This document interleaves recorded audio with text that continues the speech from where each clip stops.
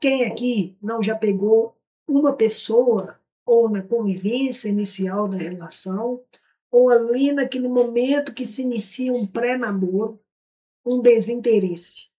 Mas aí eu te pergunto, será que talvez esse desinteresse não seria por parte da pessoa um apego evitativo? Se você tem diferença, ou se você não conhece essa diferença de apego evitativo para desinteresse, eu te convido a assistir esse vídeo do início até o final dele. Então, roda a vinheta, produção.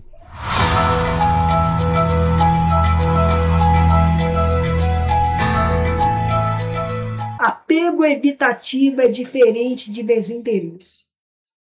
Por que acontece muito isso e por que nós confundimos as duas características de desinteresse e de apego evitativo?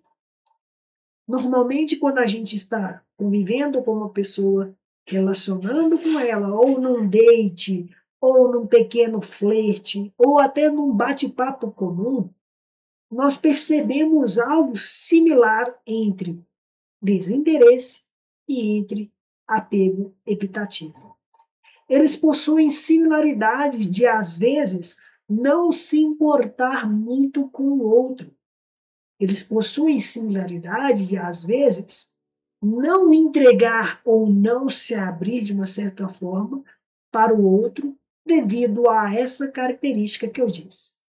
Mas tem uma coisa muito importante na pessoa que exerce o apego evitativo para a pessoa desinteressada, é que a pessoa, quando ela possui o apego evitativo, de uma certa maneira, ela tem também um desinteresse, mas o desinteresse dela ou dele é por causa de evitar um sofrimento que já passou. Existem traumas que ficam na nossa mente, de uma certa maneira inconsciente, que para poder evitá-los novamente, a pessoa usa mecanismos de fuga. Ou se a pessoa viveu algum trauma no passado, na sua criação, aqueles mesmos mecanismos de fuga a pessoa utiliza. E quando ela utiliza esses recursos de fuga, mas ela ainda demonstra, ela ainda pede desculpas, ela ainda se importa, não significa desinteresse. Na maioria dos casos, pode significar um apego evitativo. E por causa desse apego evitativo, a pessoa sofre. Sofre por não se relacionar, sofre por evitar algo que ela viveu no passado, mas no presente ela não sabe se vai acontecer a mesma coisa. Mas fato é, diferente do desinteresse, o apego evitativo, ele de uma certa maneira luta ou demonstra, nem que seja um pouquinho, o interesse pelo outro. Agora, o desinteressado, não. O desinteressado, ele some, não dá justificativa. O desinteressado, ele não procura uma presença de qualidade. O desinteressado é aquela pessoa que realmente, de fato, não está interessada por você. E onde a gente vê esses exemplos? Se você manda uma mensagem para a pessoa e a pessoa te vê ali 24 horas ou 48 horas depois e não comenta nada sobre essa mensagem, a pessoa não está com apego evitativo, a pessoa está desinteressada. Se você tem uma pessoa ali que você investiu nela e essa pessoa não te dá o retorno, mas você ali de uma certa maneira convive com essa pessoa e essa pessoa não fala nada desse investimento, que de uma certa maneira tem um valor. Quando eu falo investimento, é, por exemplo, você vai lá e leva a pessoa para fazer um jantar, ou então leva a pessoa para uma coisa muito comemorativa que ela queria. Se a pessoa, de uma certa maneira, não demonstra isso, ou então se ela não vai, mas não justifica isso, não é apego evitativo, é desinteresse.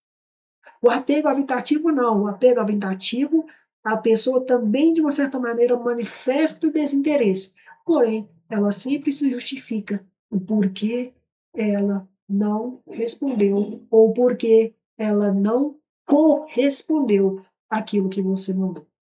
Então, apego evitativo é uma doença patológica, que vem do inconsciente por causa de um trauma no passado.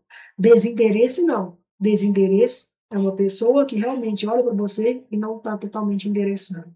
Mas também é muito importante, claro, que quando você se aprofunda nessas relações, independente da esfera onde você esteja, se é uma esfera de amizade, se é uma esfera de namoro, se é uma esfera de casamento, se você convive com essa pessoa e tem confiança nessa pessoa, você tem que perceber, e a pessoa também tem que se abrir para poder dizer, eu tenho um problema, e esse problema se chama apego evitativo. E cabe à pessoa que está relacionando com essa mesma pessoa ter algo que se chama de responsabilidade emocional, para não prometer o impossível e prometer aquilo que é possível, baseado dentro de uma realidade emocional. E você já tinha ouvido diferença de apego evitativo para desinteresse? Parecem semelhantes, mas são semelhantes sim, porém distintos de uma certa maneira. Desinteresse, a pessoa não justifica. Apego evitativo, a pessoa desinteressa, mas ela assim mesmo justifica. Beleza?